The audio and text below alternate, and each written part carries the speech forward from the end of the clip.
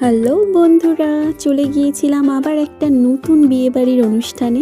গিয়ে তো দেখি চারিদিকটা বেশ সুন্দর করে ডেকোরেট করা এবং যাদের বিয়ে তাদেরকে গিফট দিয়ে তার সঙ্গে একটা ছবি তুলে চলে গেলাম একদম স্টার্টার কাউন্টারে। নিয়ে নিলাম এক কাপ গরম গরম কফি এবং খেয়ে নিলাম বেশ কটা ফুচকা খেয়ে আর এদিক ওদিক না করে ডাইরেক্ট চলে গেলাম একদম মেন কোর্সে। খেতে বসে একটু নিজেকেও দেখিয়ে দিলাম এবং সঙ্গে আমার সোনা বাবাকেও।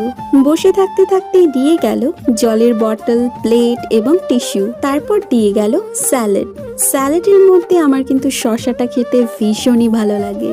এরপর চলে এলো ভেজ পকোড়া আর কাটলেট যাই বলো, সঙ্গে সস, রাধা বল্লভী এবং সঙ্গে চানা মশলা। রাধা বল্লভী দিয়ে চানা মশলা শেষ করতে না করতেই চলে এলো ফ্রাইড রাইস এবং মটর পনির। তারপর দিয়ে দিয়েছিল সাদা ভাত এবং মটন কষা। আর শেষে তো জানোই দই মিষ্টি